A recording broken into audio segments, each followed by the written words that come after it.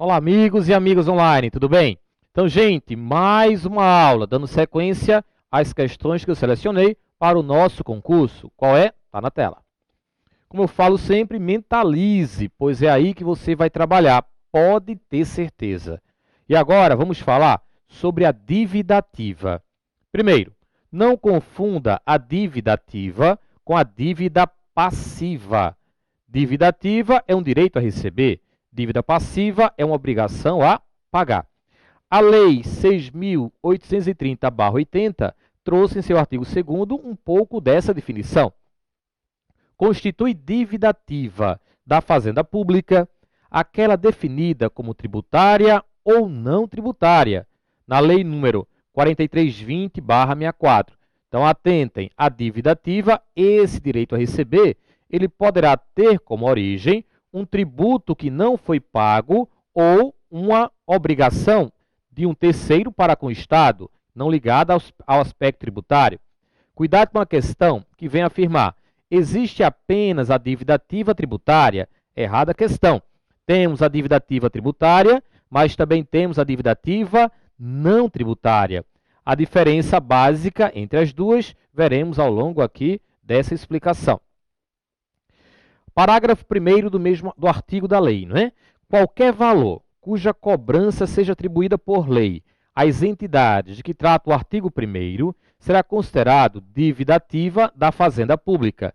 Gente, qualquer valor cuja cobrança seja atribuída por lei. Então, eu tenho que ter uma lei que determine aquela cobrança. Caso contrário, o Estado não terá amparo legal para inscrever o sujeito em dívida ativa.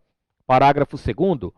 A dívida ativa da Fazenda Pública, compreendendo a tributária e a não tributária, abrange a atualização monetária, juros e multa de mora e demais encargos previstos em lei ou contrato. Então, abrange tudo, hein? A atualização monetária, juros e multa de mora e demais encargos. Aí a banca não incidirá sobre a atualização sobre a dívida ativa, os juros e a multa de mora. Errada a questão. A Lei 4320/64 disciplinou essa matéria em seu artigo 39. Os créditos da Fazenda Pública, de natureza tributária ou não tributária, serão escriturados como receita do exercício em que forem arrecadados, nas respectivas rubricas orçamentárias.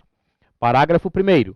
Os créditos de que trata este artigo, exigíveis pelo transcurso do prazo para pagamento, serão inscritos na forma da legislação própria, como dívida ativa em registro próprio, após apurada a sua liquidez e certeza, e a respectiva receita será escriturada a esse título.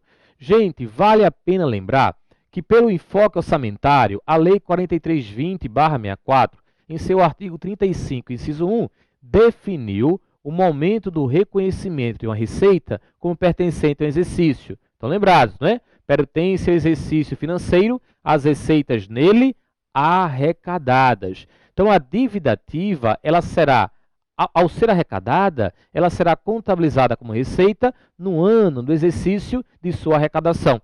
E a partir daí, tenham muito cuidado com o esqueminha que eu vou apresentar para vocês, que certamente a banca poderá explorar. Acompanhe. Vejam, no primeiro momento, tivemos aí um tributo arrecadado na data do vencimento.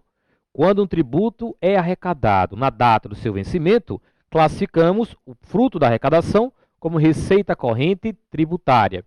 Mas observem agora, tributo arrecadado com atraso.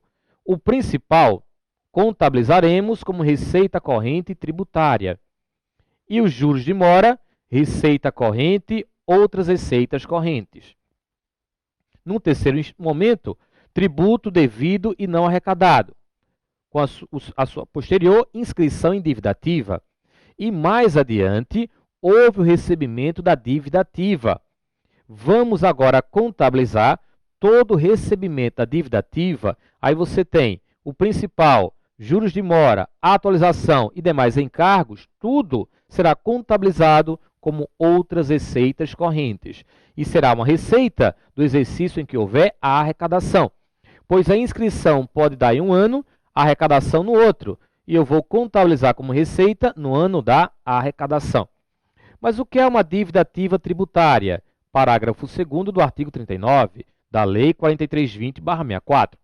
Dívida ativa tributária é o crédito da Fazenda Pública dessa natureza, proveniente de obrigação legal relativa a tributos e respectivos adicionais e multas. Gente, esses tributos, segundo a Lei 4320/64, são os impostos, as taxas e as contribuições de melhoria. Então, memorizem assim: impostos, taxas e contribuições de melhoria, quando não arrecadados dentro do seu prazo legal e após a sua inscrição em dívida ativa, serão classificados como tributária. O resto será não tributária. É assim que a gente memoriza. A dívida ativa não tributária vem na sequência do dispositivo e são vários exemplos. Por isso que a dica é a seguinte: a dívida ativa tributária vem de impostos, taxas e contribuições de melhoria. O resto é a não tributária. Olha só. E a dívida ativa não tributária são os demais créditos da Fazenda Pública, tais como os provenientes de empréstimos compulsórios, contribuições estabelecidas em lei, multa de qualquer origem ou natureza, exceto as tributárias, foros, laudêmios, aluguéis ou taxas de ocupação, custas processuais, preços de serviços prestados por estabelecimentos públicos, indenizações, reposições, restituições, alcances dos responsáveis definitivamente julgados, bem assim os créditos decorrentes de obrigações em moeda estrangeira, de subrogação de hipoteca, fiança, aval ou outra garantia, de contratos em geral ou de outras obrigações legais. Então é assim que a gente vai memorizar. A tributária vem de impostos, taxas e as contribuições de melhoria. O resto é a dívida ativa não tributária. Cuidado também com esse detalhe que eu separei. Quando for atrelado a uma moeda estrangeira, olha o que acontece. Valor em moeda estrangeira, parágrafo 3º. O valor do crédito da Fazenda Nacional em moeda estrangeira será convertido ao correspondente valor na moeda nacional. A taxa cambial oficial para compra. Isso aqui já foi cobrado, não é para venda, não é o paralelo, é para oficial para compra. Na data da notificação ou intimação do devedor pela autoridade administrativa ou a sua falta na data da inscrição da dívida ativa, incidindo, a partir da conversão, a atualização monetária e os juros de mora, de acordo com os preceitos legais pertinentes aos débitos tributários. Quando há inscrição em dívida ativa, a Fazenda Pública ela já reconhece que aquele valor a ser recebido é líquido e certo, o seu direito é líquido e certo. Mas cuidado, porque há uma certa presunção no reconhecimento desse direito. E aí a banca explora, vejam como. Presunção de certeza e liquidez. A dívida ativa inscrita goza da presunção de certeza e liquidez e tem equivalência de prova pré-constituída contra o devedor. Atentem, prova pré-constituída contra o devedor e não prova a ser constituída, como você poderá encontrar na alternativa. O ato da inscrição confere legalidade ao crédito como dívida passível de cobrança, facultando ao ente público, representado pelos respectivos órgãos competentes, a iniciativa do processo judicial de execução. Então, gente, essa presunção é de certeza e liquidez, mas é uma presunção relativa. Se a banca afirmar que é absoluta, a questão estará errada. É uma presunção relativa de certeza e uma presunção relativa de liquidez. A presunção de certeza e liquidez, no entanto, é relativa, pois pode ser derrogada por prova inequívoca, cuja apresentação cabe ao sujeito passivo. Quem deverá apresentar a prova para derrubar a dívida ativa é o sujeito passivo, cuja apresentação cabe ao sujeito passivo. E para finalizar, de quem é a competência para inscrição em dívida ativa? A inscrição em dívida ativa é ato jurídico que visa legitimar a origem do crédito em favor da Fazenda Pública, revestindo o procedimento dos necessários requisitos jurídicos para as ações de cobrança. Para o caso da União, A Constituição Federal, em seu artigo 131, parágrafo 3º, atribui expressamente a representação da dívida ativa de natureza tributária da União à Procuradoria-Geral da Fazenda Nacional. No caso dos estados e municípios, aos órgãos competentes. No caso do Estado, a Procuradoria-Geral do Estado. Então, esse foi o resumo que eu preparei para a gente começar a resolver as questões da dívida ativa. Sem perder tempo, olho vivo nas questões selecionadas na tela. Questões. Olha a primeira. Com relação à dívida ativa, considere as seguintes afirmações. A primeira.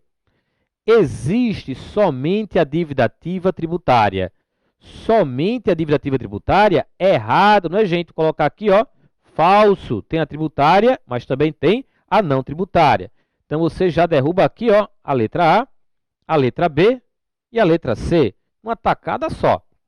2. A receita da dívida ativa abrange os créditos em seu valor original, sem considerar a atualização monetária, multa, juros e encargos. Sem considerar, é errado, considerando. Lembrem-se, como é o Estado que vai receber, ele tem que considerar tudo, né? Se fosse para pagar, não. Mas para receber, considera-se tudo, fora o item 2. E aqui já invalidamos a letra D e ficamos com a letra E de gabarito. 3.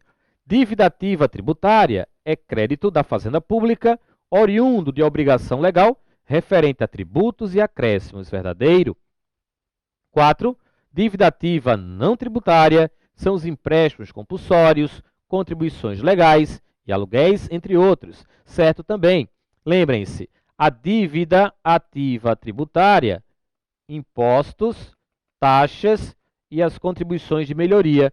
O resto será dívida ativa não tributária. Qual é o resto? Aqui citado, empréstimo compulsório, aluguéis, entre outros. Certo? Item 4, realmente, gabarito é a letra E. Mais uma questão. A dívida ativa da União goza dos seguintes privilégios. Letra A. Presunção absoluta de certeza e liquidez? Absoluta não, relativa.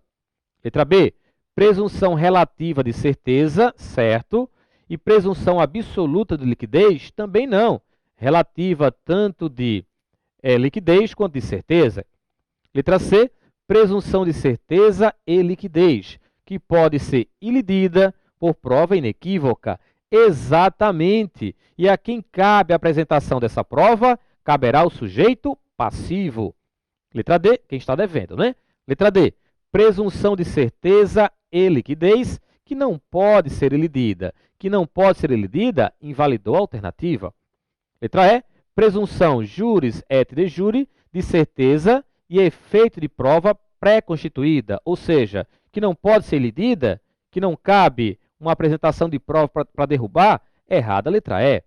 Então, letra C é o gabarito, podemos marcar sem medo de errar. 2. A dívida ativa inscrita goza de presunção de certeza e liquidez. Letra A, absoluta e tem o efeito de prova pré-constituída.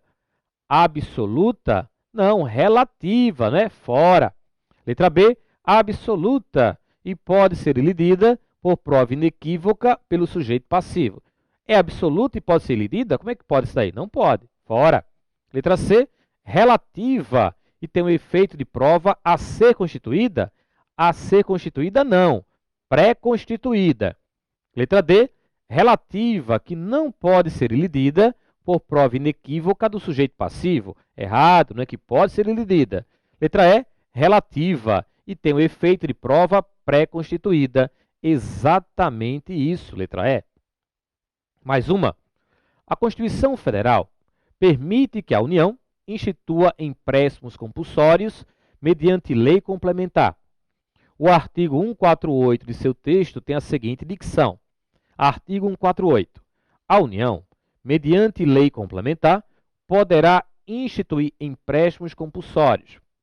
Item 1, no inciso 1, para atender a despesas extraordinárias decorrentes de calamidade pública, de guerra externa ou sua iminência. 2.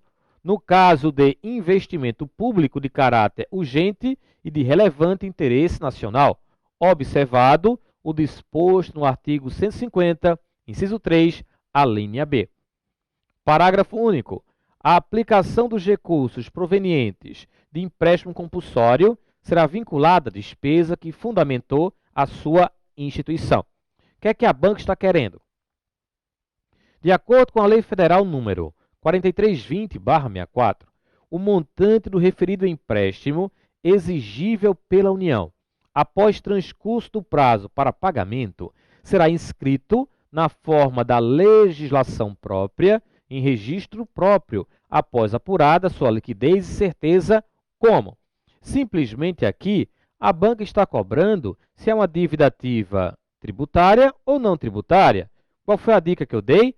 Impostos, taxas e contribuições de melhoria, quando não pagos, darão origem à dívida ativa tributária. O resto será dívida ativa não tributária, letra C.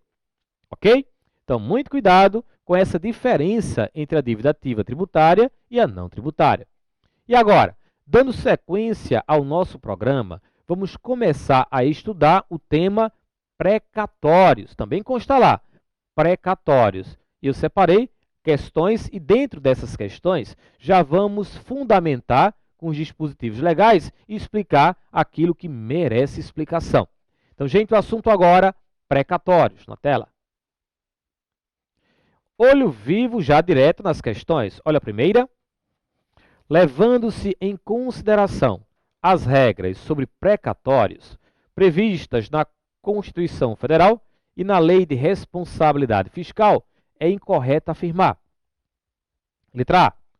O credor poderá ceder total ou parcialmente seus créditos em precatórios a terceiros, mas a cessão de precatórios somente produzirá efeitos após a concordância expressa do devedor e a comunicação por meio de petição protocolizada ao tribunal de origem e à entidade devedora.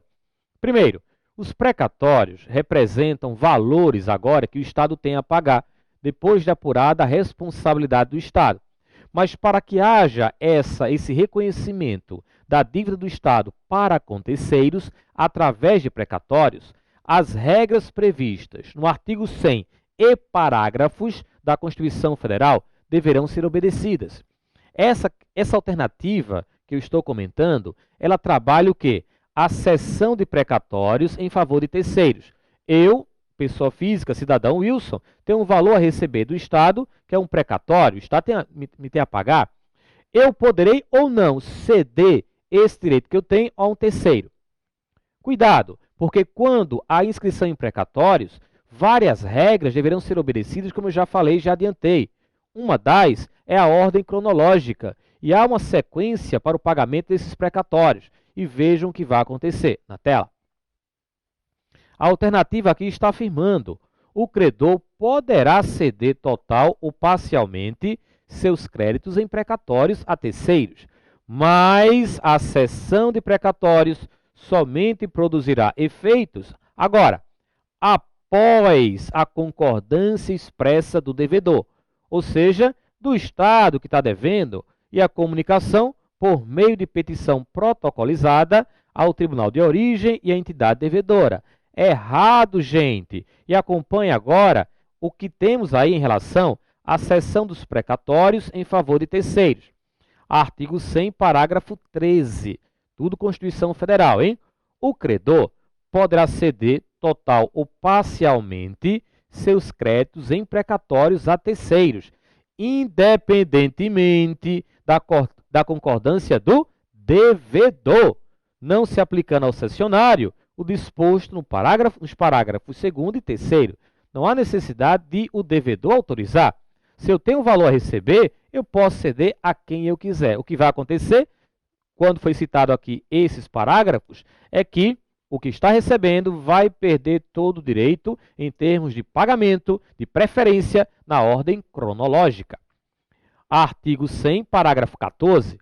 A cessão de precatórios somente produzirá efeitos após comunicação por meio de petição protocolizada ao tribunal de origem e à entidade devedora.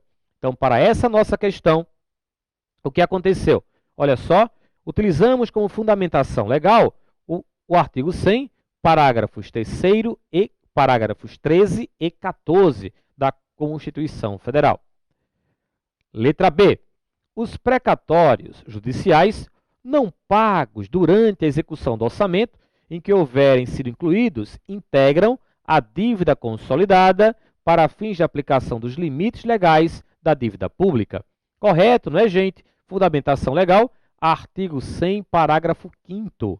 É obrigatória a inclusão no orçamento das entidades de direito público de verba necessária ao pagamento de seus débitos, oriundos de sentenças transitadas em julgado, constantes de precatórios judiciários, apresentados olho vivo na data, até 1º de julho, fazendo-se o pagamento até o final do exercício seguinte, quando terão seus valores atualizados monetariamente. Então, quando a inscrição do precatório, quando o precatório, é apresentado até o dia 1º de julho, 1º de julho de 2014, a entidade pública deverá inscrever esse precatório na sua lei orçamentária anual para 2015, e nesse exercício é que ocorrerá o pagamento. Não ocorrendo o pagamento até o final do ano, o que vai acontecer? Artigo 30, parágrafo 7º da Lei de Responsabilidade Fiscal. Vamos ver. Agora, os precatórios judiciais não pagos durante a execução do orçamento, em que houverem sido incluídos, integram a dívida consolidada para fins de aplicação dos limites. O que significa? Ainda vamos aprender aqui que a Lei de Responsabilidade Fiscal, ela criou limites para o endividamento público. Então, se um precatório foi incluído no orçamento, mas não foi pago, a LRF disse, olha, como punição para você, considere esse valor não pago como dívida, e isso vai impactar no percentual máximo que aquele ente poderá se endividar. Então, caso um precatório, atentem, não seja pago durante a execução do orçamento que foi incluído, no final do ano, a entidade devedora deverá considerar esse precatório não pago para fins de apuração do limite da dívida. Ok? Mais uma alternativa? Melhor agora, letra C, né? Agora, letra C. Os pagamentos devidos pelas fazendas públicas federal, estaduais, distrital e municipais, em virtude de sentença judiciária, far-se-ão exclusivamente na ordem cronológica de apresentação dos precatórios e a conta dos créditos respectivos, proibida a designação de casos ou de pessoas nas dotações orçamentárias e nos créditos adicionais abertos para este fim. Essa alternativa também está correta e a fundamentação legal, artigo 100, que foi repetido nessa alternativa. Letra D. O presidente do tribunal competente que, por ato comissivo ou omissivo, retardar ou tentar frustrar a liquidação regular de precatórios, incorrerá, olha só, gente, em crime de responsabilidade e responderá também perante o Conselho Nacional de Justiça. Então, se o presidente do tribunal tentar não pagar, tentar dificultar o pagamento do precatório, o que vai acontecer, e a questão pode explorar isso, incorrerá em crime de responsabilidade e responderá também perante o CNJ. Artigo 100, parágrafo 7º. Letra E. No momento da expedição dos precatórios, independentemente de regulamentação, deles deverá ser abatido, a título de compensação, valor correspondente aos débitos líquidos e certos, inscritos ou não em dívida ativa e constituídos contra o devedor, original pela Fazenda Pública devedora, incluídas parcelas vincendas de parcelamentos, ressalvados aqueles cuja execução esteja suspensa em virtude de contestação administrativa ou judicial. O que temos aí? O precatório é um valor devido pelo Estado a um terceiro, mas se esse terceiro estiver devendo um valor anterior ao Estado, o que pode acontecer é a compensação. Mas o detalhe é que o Estado já deverá ter comprovado seu direito líquido e certo da cobrança. Se estiver sendo contestado ainda, não poderá haver esse abatimento. Fundamentação legal, Constituição Federal, vejam. Artigo 100, parágrafo 9º. No momento da expedição dos precatórios, independentemente de regulamentação, deles deverá em positivo ser abatido, a título de compensação, valor correspondente aos débitos, olha só, líquidos e certos, cuidado porque a banca pode trocar, inscritos ou não, cuidado também, em dívida ativa, e constituídos contra o devedor original pela fazenda pública devedora, incluídas parcelas vincendas de parcelamentos, ressalvados aqueles cuja execução, olha a ressalva, cuja execução esteja suspensa em virtude de contestação administrativa ou judicial. Lógico, se há essa suspensão, eu não posso antecipar e abater e deixando aquele credor a ver navios. Então, cuidado com esse dispositivo. Mais uma. Sobre o regime constitucional dos precatórios, é correto afirmar que, letra A, todos os débitos das fazendas públicas dos entes federados, em virtude de sentença judiciária, far-se-ão por precatório, não havendo qualquer exceção quanto a esta regra. Não havendo qualquer exceção quanto a esta regra, não é isso que está no artigo 100, parágrafo 3º. O disposto no caput deste artigo, que trata do precatório, relativamente à expedição de precatórios, não se aplica, aí vem a exceção, não se aplica aos pagamentos de obrigações definidas em leis como de pequeno valor, que as fazendas referidas devam fazer em virtude de sentença judicial transitada em julgado. Então, valores de pequeno valor não serão inscritos em precatórios. Letra B. Os débitos de natureza alimentícia deverão ser pagos por precatório, mas não precisam ser apresentados até 1º de julho para sua inclusão no orçamento do exercício seguinte, pois basta sua apresentação para pagamento imediato. Mas não precisam ser apresentados até o dia 1º de julho? Errado! Artigo 100, parágrafo 5º. É obrigatória a inclusão no orçamento das entidades de direito público de verba necessária ao pagamento de seus débitos oriundos de sentenças transitadas em julgado, constantes de precatórios judiciários, apresentados, olha a data, até o dia 1º de julho, fazendo-se o pagamento até o final do exercício seguinte, quando terão seus valores atualizados monetariamente. Letra C.